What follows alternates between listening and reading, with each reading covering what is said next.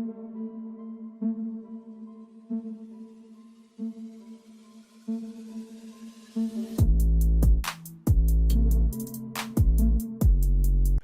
स्वागत है आपका आज की हमारी इस वीडियो में।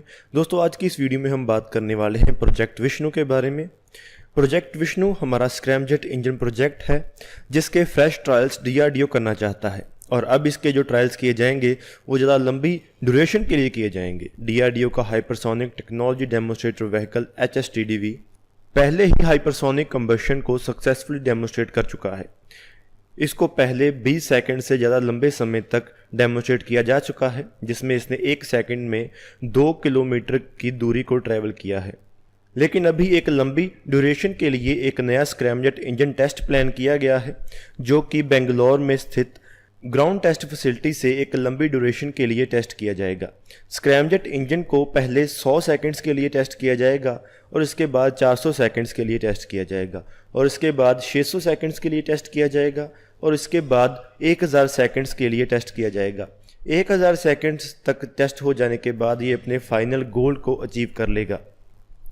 स्क्रैमजेट इंजन को एक टेक्स्ट बुक मैनर के तरह ही परफॉर्म करना होगा ताकि ये लंबी ड्यूरेशन पर सस्टेन टेस्ट को कंप्लीट कर सके। इसके बाद ही हम एक full fledged hypersonic cruise missile programme को डेवलप कर पाएंगे। इस टेक्नोलॉजी के साथ हम हाइपरसोनिक वेपन्स को डेवलप कर सकेंगे। हमारी हाइपरसोनिक टेक्नोलॉजी को हमारे ब्रह्मोस 2 मिसाइल में भी इस्तेमाल किया जा सकेगा, जो कि हमारी एक हाइपरसोनिक क्रूज मिसाइल होने वाली है। इसके साथ ही स्क्रैमजेट टेक्नोलॉजी के साथ हम स्पेस प्लेन्स को या नियर स्पेस एज प्लेन्स को भी डेवलप कर सकेंगे और इसके साथ ही हम ऐसे एयरक्राफ्ट को भी डेवलप कर सकेंगे जो कि फ्यूचर में हमारे बहुत काम आएंगे। अभी हम SFDR मिसाइल को भी टेस्ट कर रहे हैं, जिसमें भी इसके रिलेटेड ही टेक्नोलॉजी का इस्तेमाल किया जा रहा है। इसके साथ हमें एक लंबी दूरी की मिसाइल्स मिलेंगी और इसके साथ ही ज़्यादा स्पीड वाली मिसाइल्स मिलेंगी। इसकी अगर स्पीड की हम बात करें तो इस टेक्नोलॉजी से बनी मिसाइल 7000 किलोमीटर पर आवर की स्पीड से भी ज़्यादा तेज़ ट्रैवल कर पाएगी।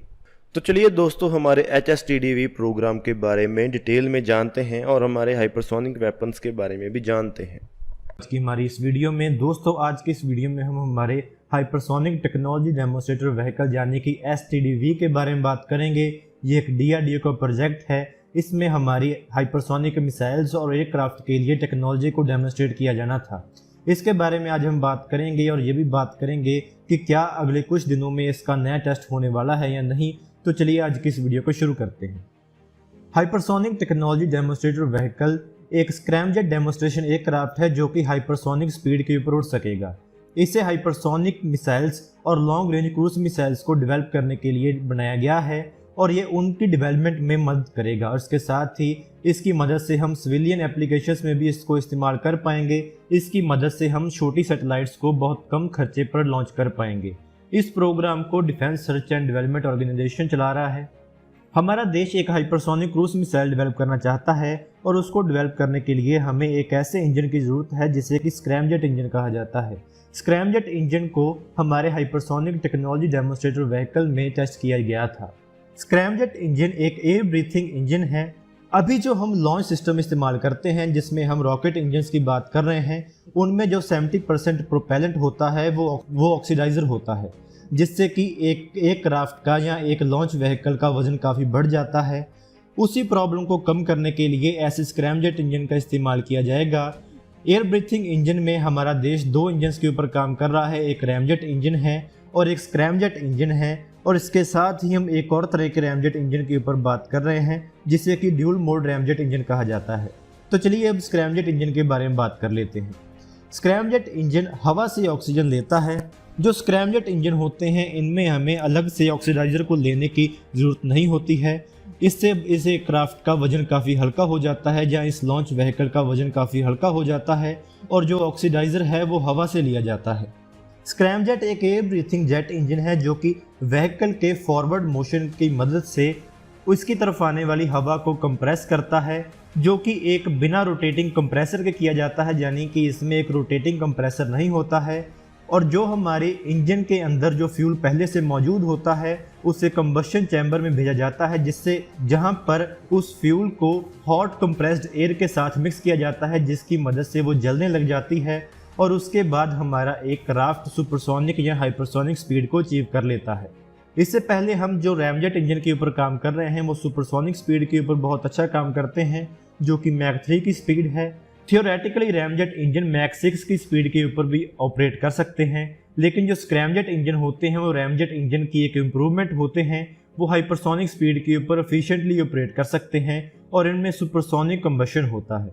इसीलिए इन इंजन्स को सुपरसोनिक कंबशन रैमजेट कहा जाता है या स्क्रैमजेट कहा जाता है।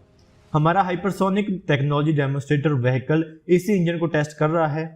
हमारे टेक्नोलॉजी डेमोन्स्ट्रेटर व्हीकल का गोल ये है कि वो एक ऑटोनोमस स्क्रैमजेट फ्लाइट को अचीव करेगा, जो कि 20 सेकंड्स के लिए होगी और इसमें एक सॉलिड रॉकेट लॉन्च बूस्टर का भी इस्तेमाल किया जाएगा। अभी जो स्क्रैमजेट और रैमजेट इंजन दोनों हैं, इनके साथ प्रॉब्लम ये है कि इनको लॉन्च करने के लिए इनके साथ एक अलग रॉकेट बूस्टर चाहिए होता है, जो कि इन इंजन्स को या इन व्हीकल्स को एक रिक्वायर्ड एल्टीट्यूड के ऊपर लेकर जाएगा और वहां पर जाकर इसका जो रैमजेट इंजन या स्क्रैमजेट इंजन काम करना शुरू कर देता है और जिसके बाद ये अपनी फुल स्पीड को अचीव कर सकता है।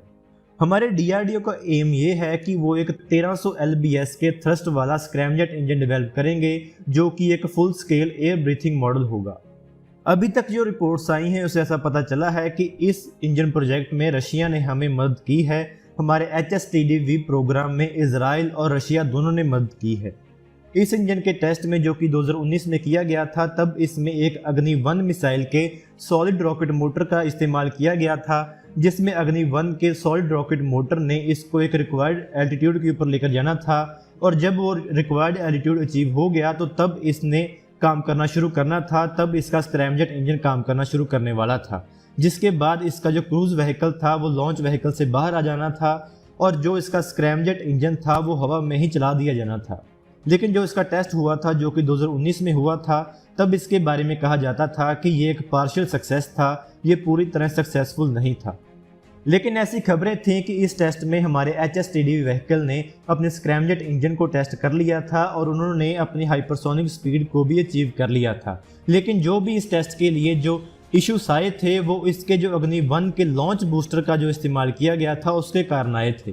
जो हमारा बूस्टर था वो इस एयरक्राफ्ट को या इस लॉन्च व्हीकल को एक रिक्वायर्ड एल्टीट्यूड के ऊपर नहीं ले जा पाया, जिसके कारण इस टेस्ट में कुछ कमियां रह गई थी और उन कमियों का कारण भी यही बताया जाता है कि इस लॉन्च व्हीकल में कुछ वेट इश्यूज थे, जिनके कारण ये टेस्ट पूरी तरह सक्सेसफुल नहीं हो पाया। लेकिन ये सभी रूमर्स थी और इनको DRDO ने कंफर्म नहीं किया था। हमारी मिनिस्ट्री ऑफ डिफेंस ने यही ऑफिशियल स्टेटमेंट दी थी कि जो ये मिसाइल है वो सक्सेसफुल टेस्ट की गई है और जो इससे डाटा कलेक्ट किया गया है वो फ्यूचर की क्रिटिकल टेक्नोलॉजीज को बनाने के लिए इस्तेमाल किया जाएगा। और अभी एक ऐसी खबर आ रही है कि हमारे देश ने एक नोटिस टू एयरमैन नोटेम जारी किया है, जो कि एक्सपेरिमेंटल फ्लाइट व्हीकल के लिए है, जो कि बे ऑफ बंगाल में 22 अगस्त तक टेस्ट फायर किया जा सकता है। इसके लिए उन्होंने 555 किलोमीटर के एरिया को अलर्ट किया है और ऐसा ही अलर्ट पिछली बार भी जारी किया गया था जब हमारे indigenously developed hypersonic technology demonstrator vehicle को टेस्ट किया गया था। और इसीलिए ऐसा हो सकता है कि इस बार भी हमारे HSTDV व्हीकल को शायद टेस्ट किया जा सकता है। जब पिछली बार HSTDV का टेस्ट किया गया था तब ऐसा कहा गया था कि इसका जो अगला टेस्ट होगा वो अगले 6 महीनों में ही हो जाएगा, लेकिन कुछ कारणों के कारण ये टेस्ट नहीं हो पाया। और इसके साथ ही कुछ एक्सपर्ट्स का ये भी मानना है कि ऐसा हो सकता है कि इसमें BrahMos air to air missile का टेस्ट किया जा सकता है, जो कि हम AWACS और एरियल टैंकर्स के लिए इस्तेमाल करेंगे, जो कि एक बहुत लंबी दूरी की एयर टू एयर मिसाइल होगी और उसकी रेंज को भी 500 किलोमीटर के करीब बताया जा रहा है। तो अभी ऐसा नहीं पता है कि कौन सा टेस्ट किया जा रहा है और यह हमें फ्यूचर में ही पता चलेगा कि हमारे HSTDV व्हीकल का टेस्ट किया जाता है या नहीं। ये टेस्ट हमारे लिए बहुत ज़्यादा ज़रूरी है क्योंकि इसी टेस्ट की वजह से हम हमारी हाइपरसोनिक क्रूज मिसाइल्स को डेवलप कर पाएंगे और हम ब्रह्मोस 2 जैसी मिसाइल्स को आसानी से डेवलप कर सकेंगे। तो दोस्तों, आज की हमारी इस वीडियो में इतना ही। अगर आपको ये वीडियो अच्छी लगे तो आप इसको जरूर लाइक और शेयर करें। Thanks for watching this video. जय हिंद, वंदे मातरम।